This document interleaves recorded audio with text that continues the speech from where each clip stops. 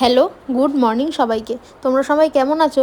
আশা করছি তোমরা সবাই খুব ভালো আছো। এখন ঘড়ির কাঁটায় বাজে ওই 5:45 মতো। পিহুকে ফিট করিয়ে আমি আর এখন ঘুমাবো না, এখন আমি সমস্ত কাজ সেরে নেবো। আর বাইরের ওয়েদারটা দেখো, কাল রাত থেকে বৃষ্টি হয়েই চলেছে। প্রথমেই আমি আগে যেটা করেছি সেটা হলো পিহুর জন্য এদিকে গরম জল বসিয়ে দিয়েছি ফোটার জন্য, আর এইদিকে বসিয়ে দিয়েছি পিহুর ফিডার বোতলগুলো স্টেরিলাইজ হওয়ার জন্য। এবার আমি ওইদিকে হাতের কাজগুলো সেরে নেবো।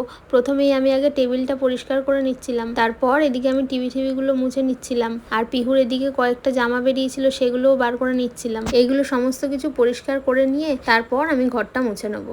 এই উঠলি কেন ঘুম থেকে? হ্যাঁ,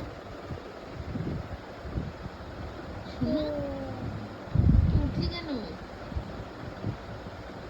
উঠলি কেন ঘুম থেকে? বুঝলি কি করে উঠে গেছি? কালকে তো বুঝতে পারিসনি, আজকে বুঝে গেলি কি করে?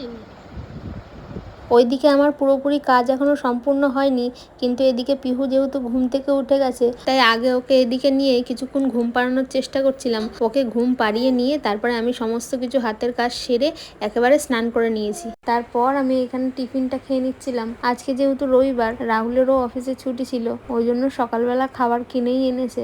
এইদিকে তো ব্রেকফাস্টটা করেই নিয়েছি, তারপরেই ম্যাডাম ঘুম থেকে উঠে গেছিল, কিন্তু আজকে কান্নাকাটি করছিল তাই ভিডিওটাও ঠিক করে করতে পারিনি। ওকে ওদিকে তেল মাখিয়ে আজকে আর 10 মিনিট মতো রাখিনি, আজকে তেল মাখিয়েই স্নান করিয়ে দিয়েছি। কি হয়েছে? তোমার ঠান্ডু লেগেছে? চান করেছো? জলটা কেমন?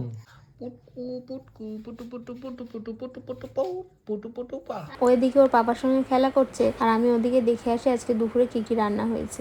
এদিকে অনেক রকম সবজি কাটা ছিল, পটল, ঝিঙে, এই সমস্ত কিছু। এটা দিয়ে কিছু একটা রান্না হবে। আর এইখানে ছিল মাছ ভাজা। বাবা যেহেতু মাংস খায় না, ওই জন্য মাছ ভাজা আর ডাল দিয়ে খেয়ে নিয়েছে। আর আমাদের জন্য রান্না হয়েছিল এখানে চিকেন। আজকে যেহেতু মা এদিকে রান্না করেছে, ওই জন্য এদিকে এখনো ঠাকুর দেওয়া হয়নি।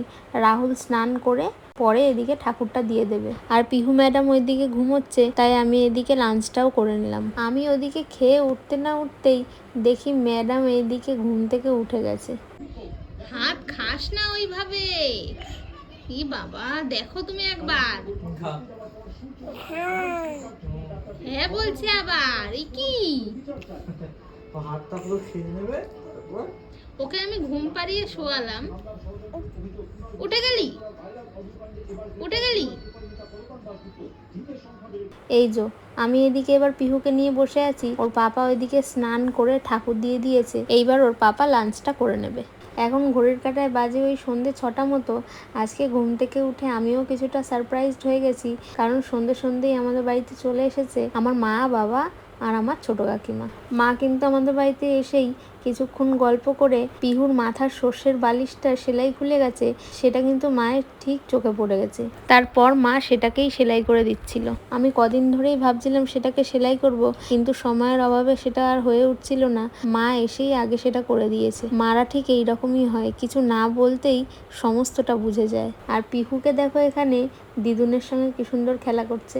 তুমি দিদুনের কোলে উঠেছো? তোমার জিভ পরিষ্কার করে দিয়েছে। হ্যাঁ, আছি মোবাইলে দেখেছি আছি। বাবা মোবাইল চালালেই চাকি থাকে।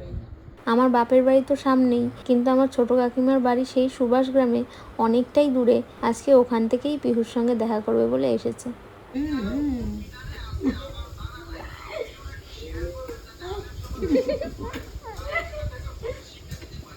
জোরে যাবে, জোরে যাবে, জোরে যাবে, জোরে যাবে।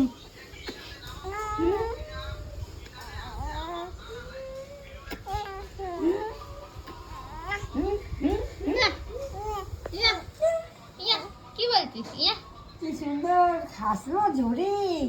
মা ওরা প্রায় অনেকটাই সময় ছিল, সবাই মিলে কিছুটা সময় গল্প করছিলাম। ছোট কাকিমা এসে পিহুর আজকে জিভটাও পরিষ্কার করে দিয়ে গেছে। আর ছোট কাকিমা পিহুর জন্য যেই ড্রেসটা নিয়ে এসছে সেটাও আজকে তোমাদের সঙ্গে শেয়ার করছি। এই ড্রেসটা ছোট কাকিমা নিয়ে এসছে। এই ড্রেসটা কিন্তু পিহুর ছোট মামা চয়েস করে কিনে দিয়ে গেছে। ড্রেসটা কেমন হয়েছে সেটা কিন্তু তোমরা অবশ্যই কমেন্ট করে জানিও। আর ভিডিওটা ভালো লেগে থাকলে একটা লাইক করে পেজটাকে ফলো করে দিও, আর কমেন্ট করে জানিও ভিডিওটা কেমন লাগলো। দেখা হবে নেক্সট একটা ব্লগে। টাটা।